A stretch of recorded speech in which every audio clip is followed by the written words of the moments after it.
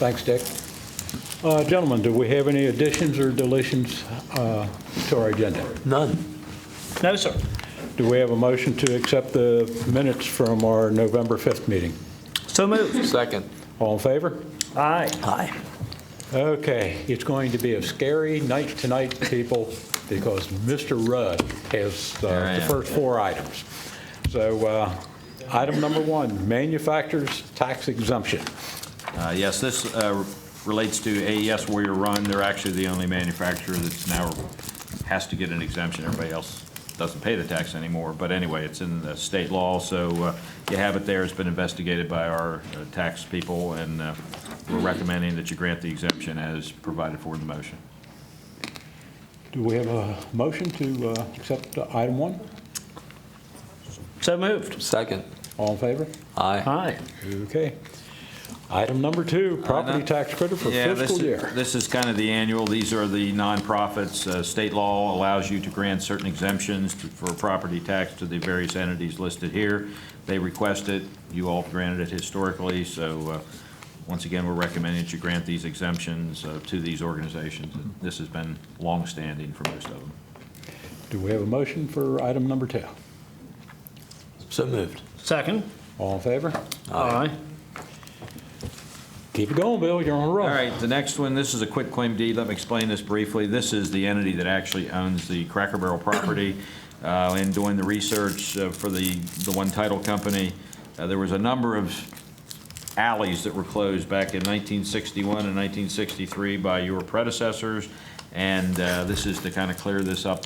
What quitclaim deed says, whatever interest the county had, we may not have any to these streets, we're conveying to the owner. They would have gotten this adjoining property anyway. This is just a clarification, so it's clear on the record who owns those rights to those alleys, and so that's what this is. Do we have a motion for item number 3? So moved. Second. All in favor? Aye. Well, I'm sure that, Commissioner, that you and Mr. Rudd was here in '63. Do you recall that meeting or any of this? Yeah, I think I remember that. I figured, I just was a in little case. young, but I was around. He was the assistant In case attorney. Commissioner I was Chater assistant had county any attorney. questions, we knew we could call on your history there. Anything back to the 1800s, we're good. Okay. Did you all vote on that? Yes, we did. We're good, sir. Okay. See, I he's getting remember old, he at least doesn't my remember mind. now. All right, and last but not least, several weeks ago, you did a road closing for Mr. Milburn and his wife. His attorneys have requested a deed from the county for that portion of that street, or those portions of the street that would go to them as the adjoining property owners. Their attorney has prepared a deed, which I've reviewed and recommend that you approve. Do we have a motion on that? So moved. Second. All in favor? Aye. Thank you. Now we get somebody other than Bill Rudd. Mr. Dorsey. This is going to go just as smoothly. Sure. We were notified in August that the State of Maryland Department of Natural Resources had allocated some funds to the county to use to acquire a rural legacy easement for fiscal year 2016. As you know, these are land preservation easements that are voluntary arrangements between that are made between DNR and property owners interested in participating in this preservation program. I have an annual program agreement that has to be signed, and I ask that the commissioners authorize Commissioner Valentine to sign that agreement. I'll make a motion that we accept item 5. Do we have a Second. second? All in favor? Aye. Aye. Opposed? All opposed? Okay. Aye. Thank you. We always know where that's going to go. Okay. Mr. Everly, consent agenda. Commissioners, this evening we have 3 items on your consent agenda. The first 2 items, item number 6 and 7, are motions to authorize appointments to the Mental Health Advisory Board and to the Local Development Council. Item number 8 is a bid to award dispatch console equipment and furniture for the county's primary and backup centers, 911 and its backup center, to Russ Bassett Corporation in the amount of $319,513.24. This procurement is subject to approval by the State Emergency Numbers Board, and we understand that entity took formal action today to approve this procurement. And that's all I have for you on your consent agenda, Commissioner. Do we have a motion to accept the consent agenda? So moved. Second. All in favor? Aye.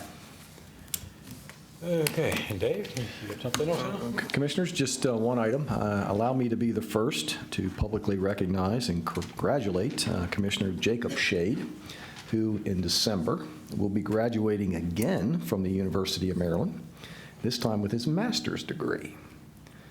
Well, sir. So congratulations to you. I'd like to shake your hand for that, so congratulations.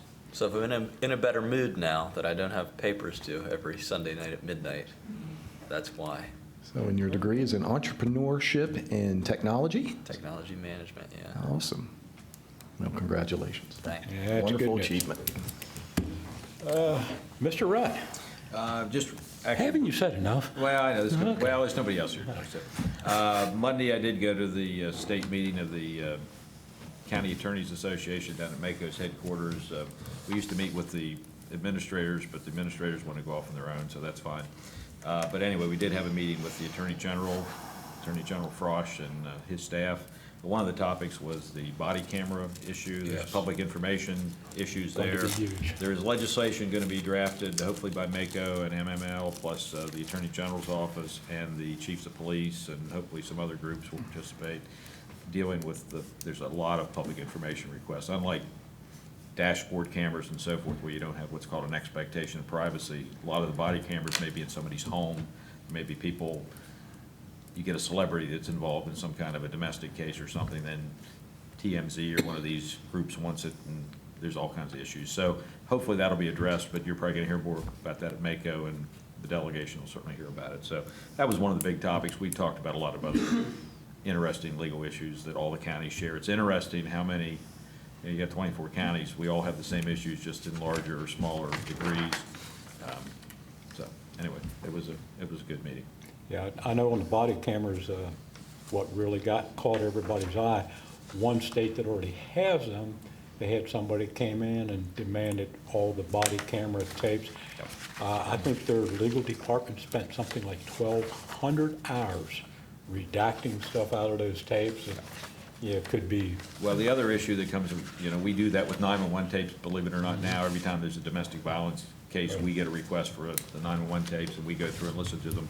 It's one thing to redact parts of an audio tape. With a video, it means blurring. Well, with some of the technology that's out there, you can unblur stuff. So you think you've protected somebody's identity, and next thing you know, somebody on the internet's gotten on there and unblurred it, and now you know who the person is. So there's a lot of issues there. So the legislation is to protect the immunity for the counties and so forth, plus, who can get it, how soon they can get it, and so it'll be an interesting issue. Fortunately, the conversation I had with the sheriff since then, he's not ready to get them yet. He's going to go slow, which is probably a great idea, so. Okay, additional comments, Jake? Well, I wasn't going to say anything tonight, but then item number one sparked my memory. Last Friday, a group of us went to AES for their new technology they've put out there. It's called Avancion 4.0, and basically what it is, and I'll butcher most of this, but just imagine a large building full of batteries, and it's connected to the grid. So it doesn't necessarily have to be part of the power plant, but it's just next to the power plant. And the idea is when the grid is at peak time, then these batteries can kick on, so the power plants don't have to, increase their output and then decrease their output. They can stay kind of stable of their production. So this is the first one they're doing in North America. It's really cool. They're doing it right here in Cumberland, and that's a site I'd never been to, and it's so clean. You wouldn't imagine that's a coal-based power plant, but it is, and but it's great to see a global company that they're putting these all over the world. And the first set of technologies right here in Allegany County. So it's good to see them investing, and it was really neat to see it. Yep. Well, I bet so. It's kind of a backup power to keep everything a little more steady. That's right. They showed that to Mr. Francho about 6 months ago. They didn't have it operational yet, but they were talking about it, and he was very interested. It's the first one in the country, so it's right here. That's a good thing. Fantastic. Great. Yes, sir. I only have three things, and I'm going to keep them very brief tonight. So, first of all, I'm going to report back just a little bit of what I talked to 2 weeks ago about a supply company we had that refused to sell to a contractor, and then I got a hold of the parent company, and since Mr. Kale is in the audience, and again, Paul helped me immensely to make sure this get this unmessed up, but then when I made a further call, several conversations with Neptune water meters, they were supposed to come in and meet with me as quick as they could, and now they don't want to come.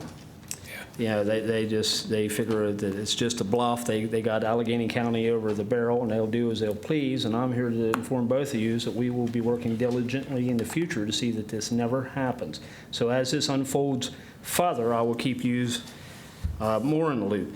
Second thing is, I'd like to thank Dick for today's presentation, because he's looking very much, and I hope that the newspaper and radio station pick up a little bit on this of a way to help the fire companies out. Again, I can't stress what the fire companies mean to us.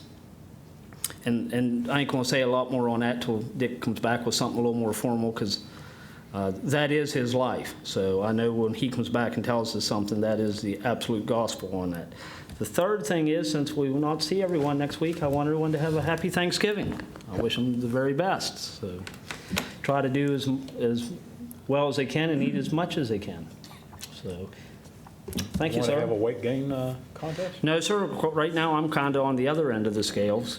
I just told a gentleman the other day that I'm just backing down, so when the fair hits next year, I can really give them a run for their money. So. Okay, and for myself, I spent 3 days in Annapolis last week. On Monday, it was the Rural Counties Coalition Economic Summit. And if you'll recall, whenever Allegany County, Garrett County, Washington County, Frederick County first dreamed this crazy idea up, it was 4 counties. Only 3 of us actually joined it. Right now, that coalition is up to 17 counties. And it's got enough of an impact that Montgomery County pulled together a large counties coalition now. So we now have 17 rural counties in a coalition, and we have 4 large counties in a coalition. Some silliness, but that's okay. It gives us a lot more voice down in Annapolis. Then Thursday and Friday, I was at a MACO board retreat. We were looking at our priority items for the legislative session. We met with various people on the governor's staff, various secretaries, so some very good meetings down there. And I hope everybody knows that the first new retail development in Allegany County in a long time, Winchester Court, is now all up and running. Aldi's is open. A few of us were at the new U.S. Cellular building last night. Very nice facility. So that's one down and many more to go. Yes, sir. I can't wait. Yes, I keep getting all kinds of messages every day now of people that I'm getting asked that's coming. I hope that all these rumors are true. We'll be really set. Yeah, well, we've got a few things. Hopefully within the next couple of months, there'll be a couple more nice announcements. So we're moving forward, and it's a good thing. Now for some public comment. First, Ms. Summer Starr is back with us tonight. Good seeing you again, Summer. Thanks for having me, sir. I passed out some of these issue papers to folks, and I believe I sent you some today. If you Yes. guys want to look over any of the pictures, feel free to do so. I already ran a copy of this off my computer. Okay. Hello, my name is Summer Starr. I'm the Mid-Atlantic Regional Legislative Coordinator with the Council of Prison Locals, CPL 33, as well as AFGE Local 4010, representing bargaining staff out of Cumberland's Federal Prison, as well as bargaining staff throughout the Mid-Atlantic region. And I went ahead and dispersed some of our issue papers that I worked on while I was working down at Capitol Hill a couple of weeks ago, meeting with our legislators. And when I'm in DC, I work closely with families of slain officers. That's why I take our legislative issues and staff safety very seriously. With that, I can go ahead and forward any of the bills if I haven't already done so. That will go into further detail what it all encompasses.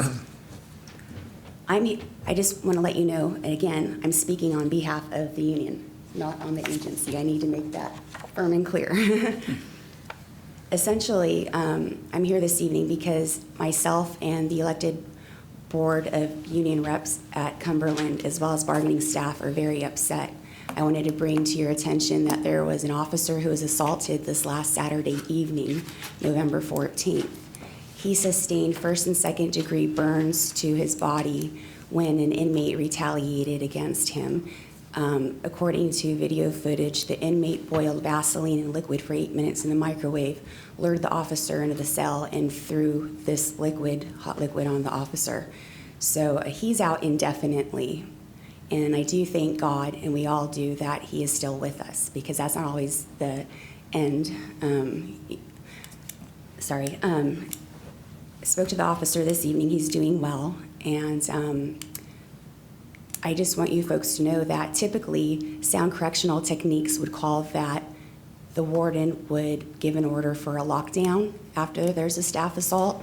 There was no lockdown whatsoever, and this is why many of us are furious. When there's a lockdown, that gives investigative staff and the entire institution to complete a thorough investigation to ensure that it is an isolated incident. There was no lockdown. I was told that one, if not two, additional inmates were placed in special housing unit on Monday. That was 2 additional inmates who could have retaliated against staff while we were all sitting ducks. We had no clue what happened Saturday until some of the evening watch staff made contact with some of the union e-board members. So we're contending with that issue. Also, being that I'm the Mid-Atlantic Regional Legislative Coordinator, I speak on behalf of locals out of Kentucky, West Virginia, North Carolina, everybody in the Mid-Atlantic region. And I work closely with the gentlemen and ladies from Hazleton, and I was working with them in DC. I was at a special meeting in July where John Caraway, the regional director, was quoted as using an Anti-Deficiency Act as his justification for cutting critical posts at Hazleton. And I don't know if you're aware, but inmate homicides can average about 1 homicide a year. Staff are always assaulted at Hazleton. There are folks who live in Allegany County who commute to Hazleton every day. These are people that reside in our communities. I contacted Mikulski's CGS Appropriations Committee, and they felt that that was not right, that the regional director had no right as a quote-unquote steward of the government to do away with these posts. And November 6th, an inmate was murdered up at Hazleton. And I just can't emphasize the importance of proper staffing. I'm reaching out to you folks in the community to contact Congressman John Delaney and ask for him to push for better funding for Bureau of Prisons so we could have increased staff. I can't divulge numbers. I can't tell you how few correctional officers are on evening watch this evening. When the Bureau of Prisons claims that it's a 90% staffing, they're including support staff from Grand Prairie, Texas, who don't work with inmates. They're including staff in central office, DC, and those numbers are skewed. There are far fewer officers on evening watch than there are day watch. So if something were to happen right now, there could be another officer assault. And who knows if the warden will lock down. He didn't lock down August of 2013 when staff were assaulted in the facilities department. Shame on him. And shame on Regional Director John Caraway for cutting critical posts up at Hazleton. When staff are being assaulted and inmates are being murdered, it's just a matter of time before staff is murdered. And I work closely with families of slain officers, and over my dead body am I going to escort the family of an officer from Cumberland to the Senate Hart building so they could plead their case to appropriations again. So again, with that, I just beseech you for your assistance. Officers need assistance. Thank you for your time. Thank you, Summer. Summer, can you get us the contact information for the regional director, Mr. Caraway? Would you? Certainly. Okay, thank you. Thank you. And also, if you could get us some sort of a form letter to send to the senator or the congressman. I would love to do that. Okay, thank you. Now, Mr. Kenneth Wilmot.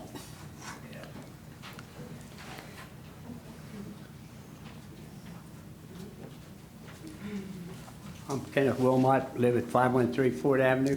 I just got a couple of questions on Warrior Run. This $9 million, is this per year, or is this going to be phased out over 10 years?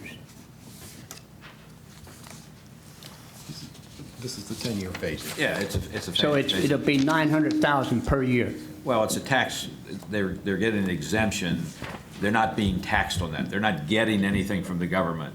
What it is they've invested money in personal property, $9 million worth of personal property. Instead of being taxed at that, they get an exemption. Okay, so they're we're going not to be giving them exempt any from money. paying $9 million. We are not giving them $900,000. Yeah, we're not giving them anything. They're just No, not what I being mean taxed. is they're not going to be paying $9 million over 10 years. Well, they wouldn't have paid $9 million anyway. They would have paid the personal property tax on $9 million, whatever that is, Jason. Three.